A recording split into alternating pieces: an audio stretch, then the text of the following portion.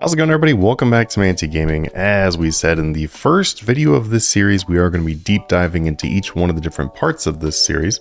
So this one is going to be on price checking. So with this, you'll be able to learn everything you need to know about price checking. There shouldn't be any confusion after this video, hopefully. Also, if you look in our Discord server, which you can join in the Discord link down below, you can go to the Flipping School, and in the Flipping School, we have this written out in text form. There's also some videos in there too, some like little GIFs so you can see how this is done. Just in case the video is not your way of learning, you can also check in that text channel. But let's go ahead and jump on in with our price checking methods. So the first method of price checking is going to be the most simple one. This is the one that most players in the game probably use, and it is really good for a lot of items in the game. This is going to be the instant buy, instant sell price check. Now this one's very simple. We're going to go ahead and show you it right now. What I want to say though before we do this is that this is mainly for cheap items and high volume items. So this is not going to be the best method when you're doing things that are more low volume, like certain gear, third age, for example. Nox items, not really the best for it. A lot of items don't really benefit the most from this because of a couple reasons. One of the main reasons is that you will lose a lot of money if you're doing expensive items. Like if I was going to go in here and do Nox, for example, as you can see, it is 329 million on the mid price, which means if I was to instant buy this and instant sell this, I'm going to lose whatever the margin is, which is oftentimes 10 or 20 million. And then I'm also going to lose the tax when I sell it. So that is why that's a good reason why this is not the best method for something like this. It also only has a buy limit of 2, so you're going to be burning up one of those buy limits, and the next one you're going to be trying to make that money back that you just lost. So basically on your 4 hours, you're going to be making nothing. That is not ideal to make nothing, or potentially just lose money. So that is why for things like this, it's not the best. Also, for low volume things, another reason why it's not the best thing to do is because basically, on low volume things like Noxite is like lower volume. It's not super low volume, it's lower volume. There is usually like a pretty good spread of prices in the Grand Exchange. Like if I was going to instant buy this right now, let's say that there was one in there at 329. The next one is like 325. The next one's 324. The next one's 322. As you can see, due to the low volume, which just means that there is a lower number of them for sale or a lower number of buy orders at a given time than something like a U-log. That means that if I was to instant buy, instant sell, and I get that first buy, it may possibly not sell back for that price. I may have to adjust. Also, too, the first one I buy could be 329. The next one on the listing, and you would have no idea, it could be 335, which means if I'm selling this back at 329, I'm potentially losing out money I could have made on a 335 listing. So those are kind of the reasons why I don't recommend using this first price check method for stuff like this, but it is really good for things like this. Let's do a gold rune. So gold rune is an item that's used in archaeology. So I'll go in here and do a gold rune. There is a lot of gold runes in the market at any given time because it's a very common archaeology item.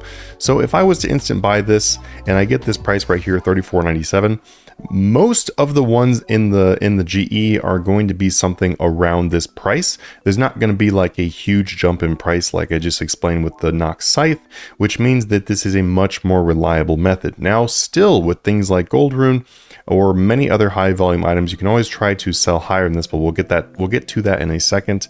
The next thing I'm gonna do is instantly sell it. So I just need to put it for a low price. Doesn't really matter what, I just need to do a low price. And I go in the Grand Exchange and now I see 34.97 to 28.50. So my new buy price is going to be the low number. My new sell price is going to be this high number. And that right there will tell you what your margin is going to be. So I will be able to buy 5,000 of these at 28.50 and then sell 5,000 of them at 34.97. Well, minus the one for our buy limit we just took because we just removed one from the buy limit, which means we have 4,999 left, but you get the idea. So something else that I would do now that I have this price check, and I can totally just go ahead and use these prices to make some good money. But what I could try doing is stretching these numbers a little bit more. So I could do like 2,800, and then over here I could do like 3,600. I could always try to do outside of those margins because like I just said, the instant buy and sell is not always super accurate. But as you can see though, it did give me this price extremely fast, which is what it's good for. The next method I'm going to be showing you guys is going to be a method that is much better for things like Nock Scythe, as we were just using as an example a second ago. And this one is going to be the instant buy average price check, or using the average margin to find your price. That is, I don't really have a special name for this one, but what we're going to be doing is we're going to be instantly buying something. So let's do a Dragon Rider Lance. So I'm going to go ahead and instant buy this Dragon Rider Lance. And now I got it at basically 28 million, which is, as you see right here, the mid is at this price, so 28 mil. What I'm going to do now is, instead of instantly selling this to find my price, I'm going to simply put it back in for the price I bought it for. So we're going to do it at 28 mil. And we're going to put it right back exactly where we bought it from. If you want to, you can just drop a penny off, because or a coin off, because if you think about it, that means there is already someone selling these at that price since I bought that, and which makes this now the best price on the Grand Exchange. Since I instant bought it at that price, I know that this is the best sell price that there is for Dragon Rider Lance right now, because we bought the best price one a second ago. So, and I've now put this back in there, and I would just wait for this to sell off. And what I'm going to be doing is using the average margin in order to buy the next one. So on Dragon Rider Lance, I can see 28, and this is a very simple one, because if you look right here, you can see the market price is 25,973, and then we've got the 28 here. So most likely the Dragon Rider Lance is going to be a buy at mid, or just slightly above mid. So that's where I put my next offer. Now, what I've done for this one is I have now bought my Dragon Rider Lance. As you can see, I am still going to pay some taxes when I resell it. Unfortunately, that is the crappy thing about taxes now in the game, is that this method used to be amazing, because you would just sell it back right at the price you bought it, lose nothing, and then make money on the next one. Awesome. You can still make some money on the next one though, because as you can see, 28 million to this price right here. If we buy at this price, we are going to make some good money still. So we will still make profit on our second one, even though we are going to lose a little bit of tax. If we did the instant buy, instant sell, we would not be making profit on our next one. We would just be basically chasing and finding the price. This is another one of those items that has a 2 buy limit, so that is another reason why we want to use this kind of price checking method, because this way we're able to make some money on this one. Now, what you can do is items like Dragon Rider Lance, they don't change dramatically. Most likely it's going to be the same price for a while, maybe the entire day. Sometimes it's the same price for 2 or 3 days. So with that knowledge, we know that after we wait our 4 hours, then we can just go in here and we can do Dragon Rider Lance. And we already know that, like, we've already found the price, right? 4 hours ago. We can just go ahead and put a brand new offer in there and buy these, and then sell these for profit without having to price check, because we know that this right here is going to be our general idea. Now, if this one doesn't buy, we would just go ahead and bump it up a little bit by doing our edit offer here. And then we're going to do 26 million. Let's just say it didn't buy for the 25,973. And then we're going to bump it up a little bit. We don't need to update our item by a large amount, because of the reason that we already know that it should be something right around this. So we don't need to do dramatic amounts increase, because we already know it should be there. Just in case this doesn't sell back, once again, you don't need to do a huge drop. You would just do something like this. You would just do something like 27,980. And then you would sell that at 27,980 instead, and then hopefully it sells after that. So that right there is going to be using the average margin for the price check. Now, using the average margin can be hard though, because sometimes we're going to find items that don't work out so nicely as Dragon Rider Lance here. Like, let's say we did go in and we bought that Nock Scythe, for example. If I bought this Nock Scythe right now, let's say it bought for 315. Now, if it instantly bought for 315, I'm not above the mid. So I'm not able to be like, oh, well, I know that I can just offer mid. Like, it doesn't work the same way as Dragon Rider Lance, right? And that's where knowing the average margin is going to come into play. Now, there's a couple ways to figure out the average margin. Obviously, the first way is by, if you are a member of our Discord server, we have spreadsheets where all of the average margins for everything we flip are posted on the spreadsheet.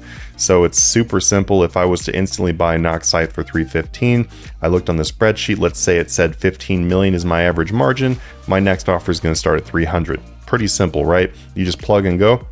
Now, if you don't know that information though, or you don't have access to our spreadsheets, then the other way you can do it is just by flipping these items a lot.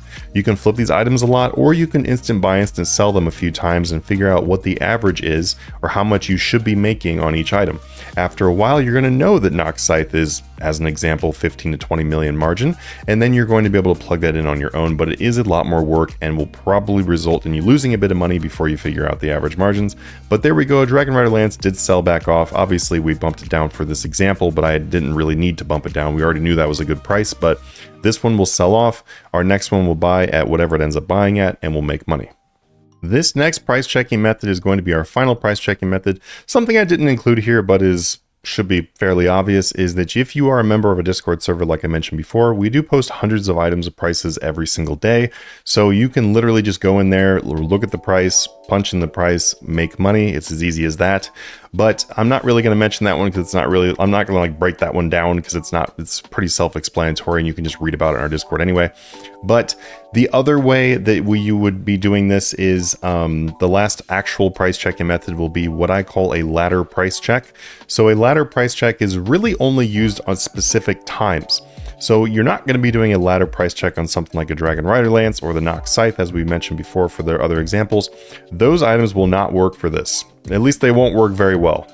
This is going to be something that you're going to use if you're planning on doing a lot of buying of that item. Like let's say you want to do the Gold Rune example. This one actually does work pretty well for Gold Rune or something like a Gold Rune, something you're able to buy a lot of. Or maybe you're going to be doing like our batch flipping strategy that I've shown in a few different videos where you're going to be buying things for several days and you want to know what the best price is, right? You don't just want to know what the price is, you can flip it right now. You want to know what the best price is going to be to buy an item for a long period of time. So that is where this method comes into play. So we know right now that Gold Rune instantly sold for $28.50. Now you can start out with a instant buy, instant sell price check if you want to, and it's really not a bad idea to do in order to make the ladder price checking work a lot faster. So what I would do now is I would go in here and I would do like probably 28.20 because I already know that 28.50 works, right? So the point of a ladder price check is that we're going to be doing even lower and lower and lower. So we're gonna do like 28.11. And then we're going to go here and we're going to do like 2,800. Now, like I said, this is kind of a sweaty price checking method, and this is only for specific applications, right? We're not going to be doing this for every single item. That'd be horrible. It would just be so incredibly slow. This is not something you're doing if you're just going to be actively flipping something right this second. This is if I am going to be leaving something for a while, or I want to just find out what literally the best price I possibly can get something for. So anyway, you're going to go ahead and fill up as many slots as you can with offers that look just like this. So you can stagger them a little bit differently if you want to, but this is just an example. So if I knew 28.50 worked, then I'd do 28.20, 28.11, 2800, 27.70, 27.50, 2700.